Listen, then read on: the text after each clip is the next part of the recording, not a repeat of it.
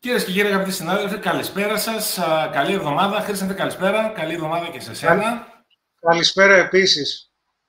Μία ακόμα εκπομπή Αναλυσέτο εδώ στο Insurance Forum Web TV και στο insuranceforum.gr με τον Χρήσταθο τον Νικολάκο. Όπως όλοι γνωρίζετε, μεσητής ασφαλίσεων πραγματογνώμονας και πιστοποιημένος εκπαιδευτής ενηλίκων. Μια εκπομπή που παρακολουθείτε μία φορά τον μήνα εδώ στο Web TV.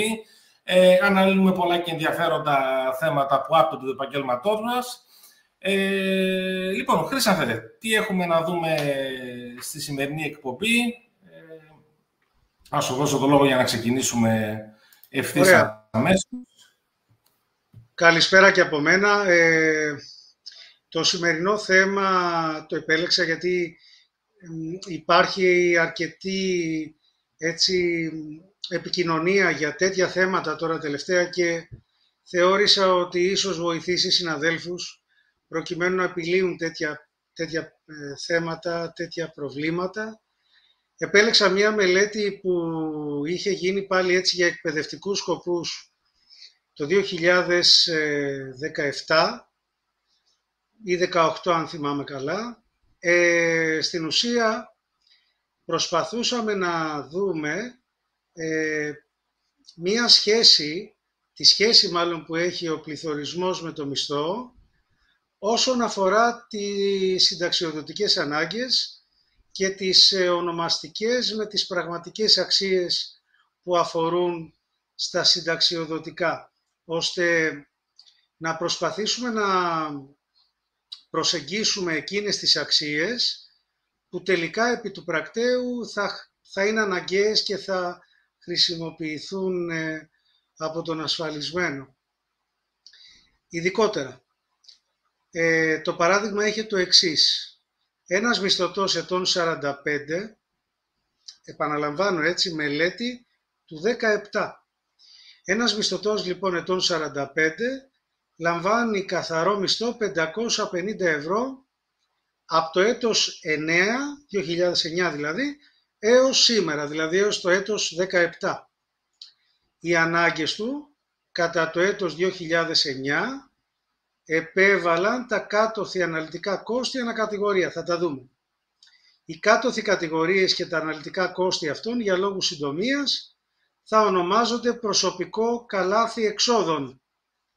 Έτσι, από τις πληροφορίες που είχαμε συλλέξει, για το παράδειγμα, αυτός ο μισθωτός για διατροφή έδινε τα 140 ευρώ. Για καπνικά έδινε 60 ευρώ. Ένδυση και υπόδυση 50 ευρώ, είδη νοικοκυριού 90, μεταφορά με τα μέσα και με ό,τι άλλο μέσο χρησιμοποιεί. Νομίζω είχαμε βάλει μέσα μαζικής μεταφοράς και μετρό 50 ευρώ, επικοινωνίες 20 ευρώ, κάποιο καρτοτηλέφωνο, καφέ και εστιατόρια 140 ευρώ. Δηλαδή ο μισθός του εκεί εξοδευόταν εκεί.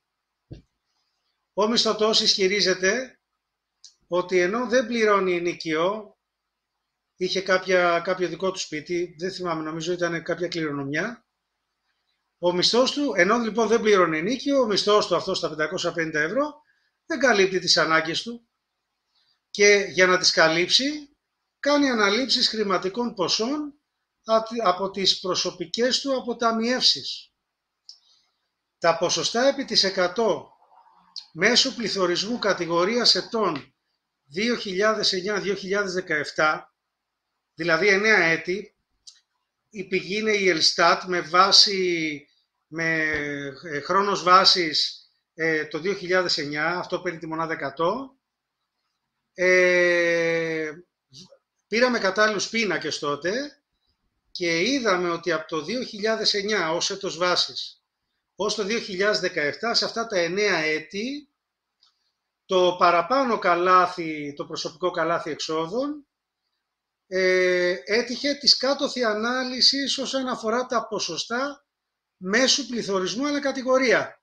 Ξέρουμε ότι στην Ελστάτ θα βρούμε όλες τις κατηγορίες, είναι χιλιάδες, στις οποίες καταναλώνονται εισοδήματα και κάθε κατηγορία έχει το δικό της πληθωρισμό στα χρόνια βάσει του έτους βάσης που θα κρίνεται απαραίτητο. Άρα μπορεί να θέλετε να δείτε, ας πούμε, το ρύζι τα τελευταία 10 χρόνια πόσο αύξηση έχει πάρει, όπου αν έχουμε 24 τώρα, το έτος βάση είναι το 14. Υπάρχουν λοιπόν archives αρχαία, πολύ παλιά αρχεία, τα οποία είναι επικαιροποιημένα, θέλει λίγο ψάξιμο και μπορείτε να βρείτε αντίστοιχους πληθωρισμούς για να κάνετε μελέτες και να συνάγετε ένα συμπέρασμα ώστε να προσεγγίσετε καλύτερα την πραγματικότητα ενός υποψηφίου ασφαλισμένου, διότι όπως ξέρουμε οι συνήθειες του ασφαλισμένου, η δεύτερη φύση, είναι η δεύτερη του φύση και αυτές οι συνήθειες τον ακολουθούν για πολλά έτη, ακόμα και αν λίγο παραποιηθούν, στην ουσία παραμένουν ίδιες, έχει δείξει εμπειρία. Άρα η διατροφή από το έτος 9 ως το έτος 17, κατόπιν μελέτης όπως σας περιέγραψα, διαπιστώθηκε ότι ο μέσος πληθωρισμός αυτής της κατηγορίας, δηλαδή ένα ομαδοποιημένο καλάθι το οποίο είχαμε φτιάξει σε αυτόν τον άνθρωπο, ήταν 0,6%. Για να ξεχωρίσω λίγο περισσότερο, δεν είχαμε πάρει τα 12 βασικά είδη του καλαθιού της νοικοκυράς. Είχαμε φτιάξει από τη διατροφή τα επιμέρους κύρια αγαθά που αυτός αγόραζε, είχαμε βρει τους πληθωρισμούς για το καθένα και κάναμε μεσοσταθμικό πληθωρισμό της κατηγορίας για τα 9 έτη. Οπότε με αυτή τη στάθμιση και όπως μας τα είχε περιγράψει και με στάθμιση βέβαια των χρημάτων που έδινε για καθένα είδος μέσα στη διατροφή, βγήκε ένας μεσοσταθμικός πληθωρισμός 0,6. Αντίστοιχα για τα καπνικά βγήκε 4,9.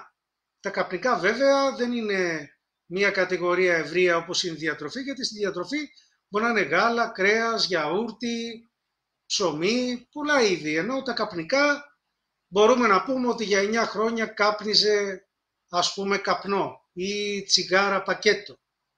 Είναι πιο εύκολη κατηγορία.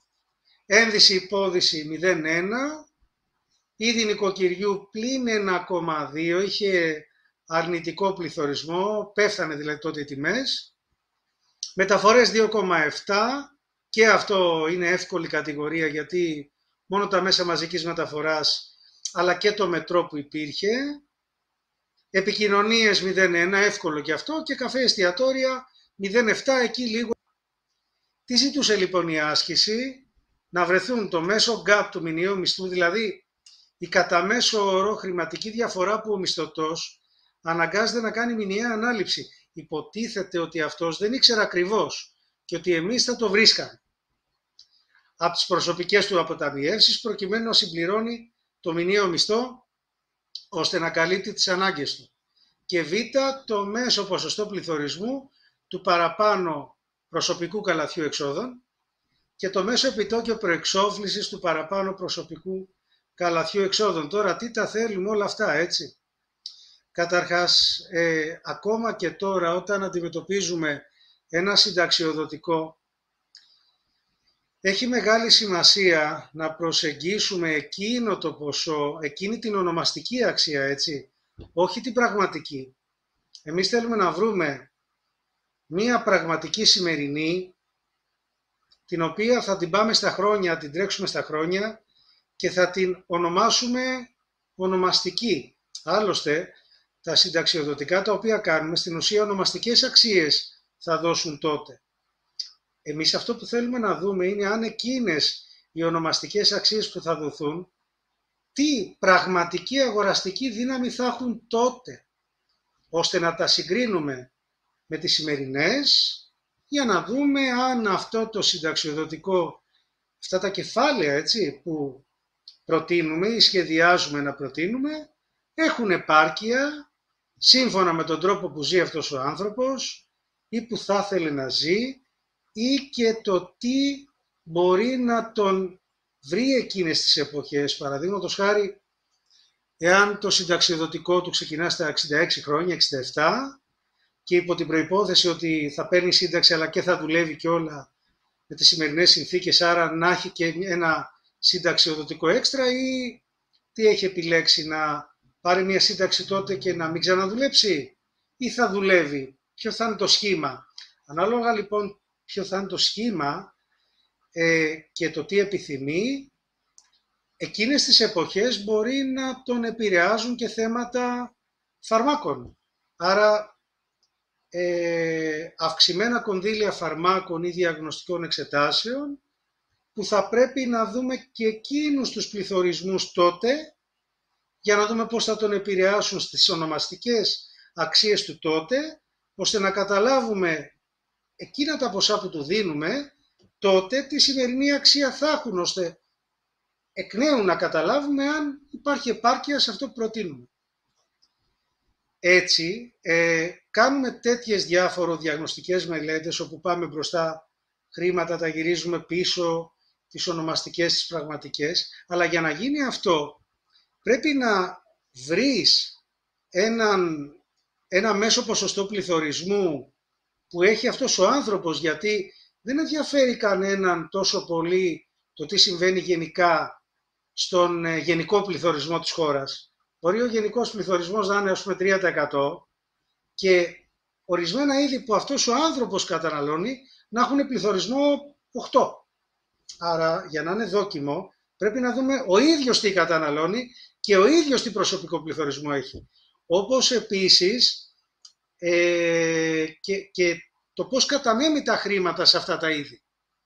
Αφού λοιπόν βρούμε το μέσο ποσοστό του δικού του πληθωρισμού, πρέπει να δούμε και το μέσο επιτόκιο προεξόφλησης, δηλαδή τα μελλοντικά χρήματα, πώς θα τα γυρίσουμε σε σημερινές αξίες, με τι επιτόκιο προεξόφλησης, από τι επηρεάζεται αυτό. Σίγουρα επηρεάζεται από το ποσοστό πληθωρισμού που ο ίδιος έχει, η συνήθειά του. Όμως δεν είναι μόνο αυτό. Τα αναγωγικά επιτόκια που προεξοφλούν μελλοντικές σε σημερινές δεν επηρεάζονται μόνο από αυτό, επηρεάζονται κατά μεγάλο βαθμό από αυτό. Αλλά επηρεάζονται και από άλλους παράγοντες, όπως παραδείγματος χάρη τα εξωτραπεζικά επιτόκια, όπως το επιτόκιο του κόστους χρήματος. Δανειζόμαστε χρήματα μέσω καρτών δανείων από τράπεζες και εξωτραπεζικών δανεισμών που γίνονται από ιδιώτες. Και ό,τι άλλο θεωρούμε ότι μπορεί να τον επηρεάσει, δηλαδή μπορεί να χρησιμοποιήσει χρήματα τέτοιων κατηγοριών που επηρεάζονται από τέτοιους πληθωρισμούς. Τελικά, για να βγούμε στο μέσο επιτόκιο, το δέον δηλαδή, για να προεξοφλήσουμε μελλοντικές σε σημερινές, καλό είναι να κάνουμε σταθμίσεις και να πάρουμε εκείνα τα προεξοφλητικά επιτόκια που δυνητικά τον επηρεάζουν, να δώσουμε ποσοστώσεις και να πούμε ότι τούτο τον επηρεάζει 60%, ας πούμε, τούτο 20%, το άλλο 10% και το άλλο 10%. Και αντίστοιχα, αν φτάσουμε σε τέτοιες σταθμίσεις, σε τέτοιους επιμερισμούς, να μπορέσουμε να πάρουμε τα αντίστοιχα ποσοστά των σταθμίσεων, να τα αθροίσουμε, των επιτοκίων δηλαδή, να τα αθροίσουμε για να φτιάξουμε ένα προσωπικό τελικό μέσο επιτόκιο προεξόφλησης που πραγματικά θα ανταποκρίνεται κατά πολύ μεγάλο ποσοστό σε εκείνο το επιτόκιο προεξόφλησης που, εάν θα το εφαρμόσω στο συνταξιοδοτικό που του προτείνω, θα μου δώσει με μεγάλη ακρίβεια τη σημερινή αξία εκείνων των χρημάτων. Έτσι ώστε κατόπιν να γυρίσω πάλι και να δω εκείνα τα χρήματα που λέγονται τότε α, σήμερα έχουν αξία ας πούμε β. Σου φτάνουν? Όχι, δεν μου φτάνουν. Ωραία. Άρα να αυξήσουμε το συνταξιοδοτικό προκειμένου να μπορέσουμε να φτιάξουμε σημερινές αξίες που τότε θα ονομάζονται με κάποιο όνομα που επί του πρακτέου θα έχουν δύναμη τέτοια που θα μπορείς να ζεις έτσι όπως θες. Αυτή είναι στην ουσία η δέουσα αιτιολογημένη συμβουλή ενός επενδυτικού. Και όλα αυτά γίνονται γιατί πολλοί συνάδελφοι ζητούν βοήθεια, την οποία βεβαίως και προσφέρω, αλλά θα ήθελα να είναι και καταγεγραμμένη με κάποιο τρόπο ώστε να μπορούν να πάνε και με ασύγχρονο τρόπο να δούνε κάποιο βίντεο και να βοηθηθούν αφιλοκερδώς. Άρα λοιπόν, αφού υπολογίσουμε αυτά τα τρία δεδομένα, δηλαδή το gap μηνιαίου μισθού και πραγματικής κατανάλωσης, το μέσο ποσοστό πληθωρισμού του προσωπικού του καλαθιού και το μέσο επιτόκιο προεξόφλησης πάλι του προσωπικού του καλαθιού εξόδων, κάνοντας χρήση των βασικών τύπων της future value και της present value, καθώς και του επιτοκίου προεξόφλησης ή αναγωγής που προκύπτει από αυτές τις δύο ως μαθηματική συνάρτηση, μπορούμε τελικά να φτάσουμε σε πολύ καλή προσέγγιση. Και δεν ξέρω, Άρη, υπάρχουν κάποιοι συνάδελφοι που έχουν κάποια ερώτηση, θέλουν κάτι να διευκρινίσουμε? Χρήστο, όχι. Μας ακούνε προσεκτικά, μπορείς να συνεχίσεις έτσι και να προχωρήσουμε προς το τέλος. Ωραία, ωραία.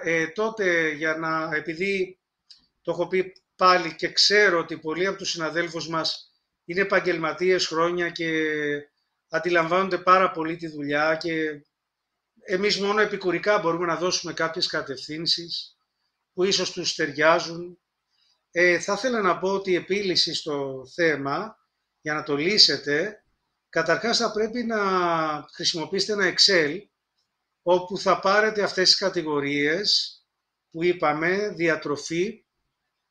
Θα έχετε πρώτα, όπως είπα, επισημάνει τις 4-5 βασικές που ο πελάτης σας καταναλώνει. Θα τις έχετε κατηγοριοποιήσει, θα τις διερευνήσετε, θα δείτε πού πηγαίνει περισσότερο χρήμα από τα 140 ευρώ, δηλαδή αν έχουμε 5 κατηγορίες, παράδειγμα κρέας, γάλα, κρέας, γαλακτοκομικά, παράδειγμα έτσι, ψωμί, αναψυκτικά και ελαιόλαδο. Αν είναι αυτές οι 5 βασικές κατηγορίες, τυχαία το λέω, θα δείτε αυτές οι 5 τι ποσό πηγαίνει από τα 140 ή αν πηγαίνει ανά 2 ή ανά 3 μήνες θα το αναγάγετε και αντίστοιχα θα βρείτε τους πληθωρισμούς και σύμφωνα με το ποσό που πηγαίνει στην κάθε μία θα πάρετε και το αντίστοιχο ποσοστό για να βγείτε στο μεσοσταθμικό. Αντίστοιχα για τον καπνό, ένδυση, υπόνδυση, διδικοκυριού κτλ. Τα είπαμε. Θα βάλετε τα ποσά που σας έχει πει ότι ξέρεις από τα 550 ευρώ, εκεί τα καταναλώνω, μας το δίνει το παράδειγμα. Μένουμε στο γεγονός ότι αυτός πάντα δεν του φτάνουν, χαλά παραπάνω, αλλά δεν ξέρει πόσα. Δεν μου λέει, δεν θυμάται, δεν ξέρει, αλλά εγώ μπορώ να βρω. Άλλωστε αυτή είναι η διαφοροποίηση του ειδικευμένου ασφαλιστικού διαμεσολαβητή έναντι του διαδικτύου κτλ. Αυτή είναι ότι μπορεί να κάνει πράγματα που δεν είναι εύκολα και δεν μπορούν να γίνουν εύκολα από το διαδίκτυο. Αφού σταθμίσει τους μέσους πληθωρισμούς στα χρόνια που ψάχνει, θα φτιάξει τη λεγόμενη future value, τη σημερινή, έτσι. Γιατί υποτίθεται ότι ξεκινάει η μελέτη από το 9 και φτάνει στο 17. Μα άμα ξέρω ότι από το 9 στο 17 έχεις τον ίδιο μισθό και το 9 εκείνο το μισθό είχες, άρα έτσι είναι η κατηγοριοποίηση. Ξέρω και τους πληθωρισμούς σου, άρα τελικά αυτά που λέγαμε 550 ευρώ το 2009, σήμερα το 17 που ερευνούμε λέγονται 631. Άρα μάνι να η διαφορά. Τόσα είναι η διαφορά που δίνεις από τις αποταμιεύσεις σου. Γκρόσο μότο τουλάχιστον, μπορεί να είναι και λίγο παραπάνω, αλλά έχουμε πλησιάσει αρκετά και με σημαντικά σίγουρα στοιχεία, έτσι. Κατόπιν με την future και present value, με την διαχείριση αυτών των δύο μαθηματικών τύπων, θα εξαγάγουμε τον ειδικό τύπο που υπολογίζουμε το προεξοφλητικό επιτόκιο ή το αναγωγικό και με αυτόν τον τρόπο έχουμε φτάσει σε ένα συμπέρασμα ότι αυτός τελικά με τον τρόπο που ζει από το 9 ως το 17 είχε ένα προσωπικό πληθωρισμό τόσο τα 100, που αφορά τον ίδιο και τον τρόπο που ζει.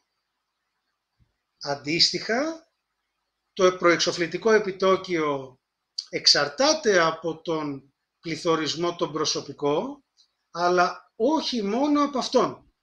Γιατί στα χρήματα που αυτός ξοδεύει, δεν μπορείς μόνο να υπολογίσεις τις προσωπικές του συνήθειες, αυτό είναι ένα κομμάτι. Υπάρχει και το τι κάνει η ίδια η αγορά, το χρήμα δηλαδή, το κόστος του χρήματος, από 3-4 τουλάχιστον βασικές πηγές. Μία είναι ο εξωτραπεζικός δανεισμός, ο νόμιμος εξωτραπεζικός δανεισμός, θα τα βρείτε εύκολα από την Τράπεζα της Ελλάδος αυτά, και τα άλλα είναι το κόστος χρήματος από κάρτες, δάνεια, από ανοιχτά ή από επαγγελματικά δάνεια κτλ. Ανάλογα την ιδιότητά του. Και εκεί θα πάρετε σταθμίσεις κατά εκτίμηση που εσείς κρίνετε ανάλογα το τι τον επηρεάζει, για να φτάσετε σε ένα συμπέρασμα προεξοφλητικό επιτοκίου, το οποίο είναι το δέον, για να φτάσετε σε μία προεξόφληση της μελλοντικής αξίας σε σημερινή, ώστε να βγάλετε συμπέρασμα για το αν αυτό το συνταξιοδοτικό που σκέπτεστε, αυτό το κεφάλαιο μάλλον που σκέπτεστε να του δώσετε, θα είναι κατάλληλο και παρκές τότε. Και τονίζω ότι όλα αυτά συνθέτουν την χρησιμότητα του εξειδικευμένου ασφαλιστικού διαμεσολαβητή, εκείνη που τον κάνει να ξεχωρίσει από όλα τα άλλα δίκτυα και τον καθιστά όχι απλώς απαραίτητο, βασικό κρίκο. Ο ασφαλισμένος, ως έχουν τα πράγματα πια, δεν μπορεί να κάνει πολλά πράγματα χωρίς τον εξειδικευμένο ασφαλιστικό διαμεσολαβητή. Αυτά. Άρη, δεν ξέρω, έχεις κάποια απορία εσύ? Και είναι και αυτό που πρεσβεύουμε, είναι αυτό που λέμε πολλές φορές, αυτό που είπες μόλις τώρα, Χρήσανθε, ότι όλες αυτές οι γνώσεις είναι το εργαλείο μας, γενικότερα οι γνώσεις μας και η όποια εξειδίκευση έχουμε σε όλους τους κλάδους ασφάλισης είναι αυτό που μας διαφοροποιεί από τις πλατφόρμες, από τους αυτόματους διαδικτυακούς πολιτές κλπ. Κοίταξε, Άρη, αυτό που, συγγνώμη που διακόπτω, αυτό που πρέπει επίσης να προσπαθήσουν οι συνάδελφοι να δουν είναι το εξής. Πολλές φορές υπάρχουν πελάτες οι οποίοι λένε τόσα χρήματα έχω, αυτά μπορώ να αποταμιεύσω ό,τι πάρω ή αυτά μπορώ να δώσω. Σημασία έχει ότι πρέπει ο πελάτης να καταλάβει τι εκείνα τα χρήματα που θα πάρει τότε, που είναι ονομαστικές αξίες, αν υπάρχουν συμβόλαια τα οποία δίνουν εγγυημένες λήξεις, πρέπει να ξέρει τι σημαίνουν επί του πρακτέου, δηλαδή όταν θα φτάσει σε αυτή την ηλικία, τι θα αγοράζει με αυτά τα χρήματα. Και αυτό μπορούμε να το κάνουμε εμείς.